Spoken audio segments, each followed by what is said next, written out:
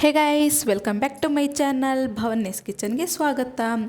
ನಾನಿವತ್ತು ನಮ್ಮ ಹಳ್ಳಿ ಸೈಡ್ ಬೆಳೆಯುವಂಥ ಬಿಳಿ ಗೆಣಸಿನ ಗ್ರೇವಿ ಮಾಡ್ತಾಯಿದ್ದೀನಿ. ಅದು ಹೆಲ್ತ್ಗೆ ತುಂಬಾ ಒಳ್ಳೆಯದು, ತುಂಬಾ ರುಚಿಯಾಗಿರುತ್ತೆ. ಮತ್ತು ತಡೆಯಾಕೆ ಮಾಡೋಣ ಬನ್ನಿ, ಅದನ್ನು ಹೇಗೆ ಮಾಡೋದು ಮತ್ತು ಏನೆಲ್ಲ ಇಂಗ್ರೀಡಿಯೆಂಟ್ಸ್ ಬೇಕು ಅಂತ ನೋಡೋಣ. ಮೊದಲಿಗೆ ಸಿಪ್ಪೆ ತೆಗೆದು ದಪ್ಪ ದಪ್ಪ ಪೀಸಾಗಿ ಕಟ್ ಮಾಡಿ ಇಟ್ಕೊಂಡಿರೋ ಬಿಳಿ ಗೆಣಸು ಮತ್ತು ಹಸಿ ಅವರೆಕಾಳು ಒಂದು ಅರ್ಧ kg ಅಷ್ಟು ತೊಗೊಂಡಿದ್ದೀನಿ.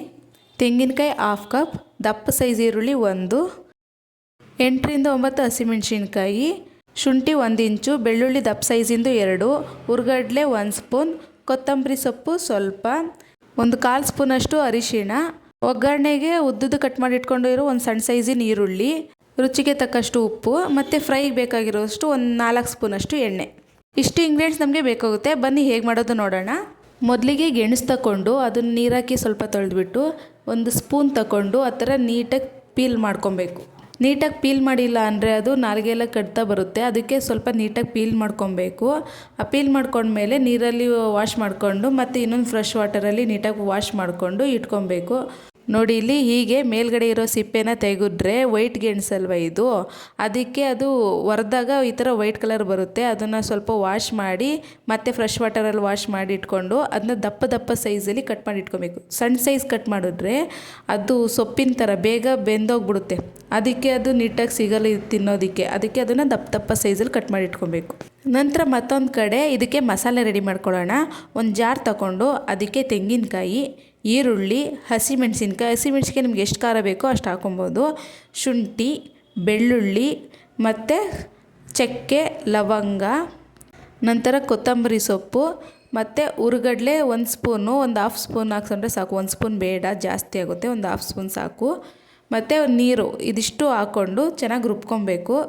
ನೋಡಿ, ಇಲ್ಲಿ ಮಸಾಲೆ ರೆಡಿಯಾಗಿದೆ. ಇದನ್ನು ಒಂದು ಕಡೆ ಇಟ್ಕೊಳ್ಳೋಣ. ಇನ್ನೊಂದು ಕಡೆ ಸ್ಟವ್ ಹಚ್ಚಿ ಒಂದು ಪಾತ್ರೆ ಇಟ್ಟು ಅದಕ್ಕೆ ಒಂದು 4 ರಿಂದ 5 ಸ್ಪೂನಷ್ಟು ಎಣ್ಣೆ ಹಾಕ್ಕೊಂಡು ಈರುಳ್ಳಿ ಹಾಕಿ ಫ್ರೈ ಮಾಡಬೇಕು ಲೈಟಾಗಿ. ನಂತರ ಅದಕ್ಕೆ ಹಸಿ ಅವರೆಕಾಳನ್ನ ತೊಳೆದ್ಬಿಟ್ಟು ಹಾಕ್ಕೊಂಡು ಸ್ವಲ್ಪ ಲೈಟಾಗಿ ಫ್ರೈ ಮಾಡಿಕೊಂಡು ಇದಕ್ಕೆ ಇವಾಗ 1/4 ಸ್ಪೂನಷ್ಟು ಅರಿಶಿನ ಪುಡಿ ಹಾಕ್ಕೊಂಡು ಫ್ರೈ ಮಾಡ್ಕೊತಾ ಇದ್ದೀನಿ.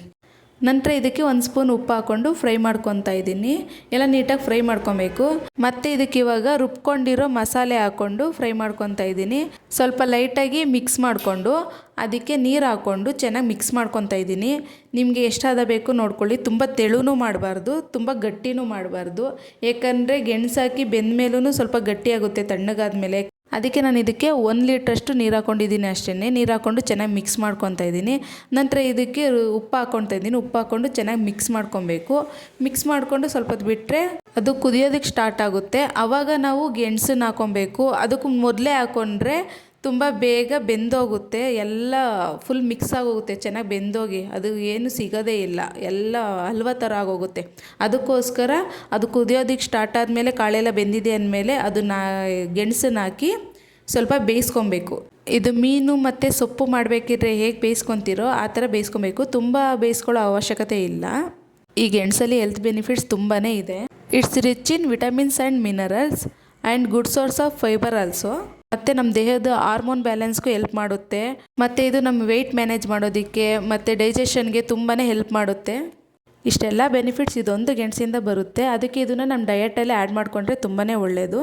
ನೋಡಿ, ಇವಾಗ ಗೆಣಸು ಎಷ್ಟು ಚೆನ್ನಾಗಿ ಬೆಂದಿದೆ, ತುಂಬಾ ಚೆನ್ನಾಗಾಗಿದೆ. ರುಚಿನೂ ಅಷ್ಟೇ ಚೆನ್ನಾಗಿರುತ್ತೆ.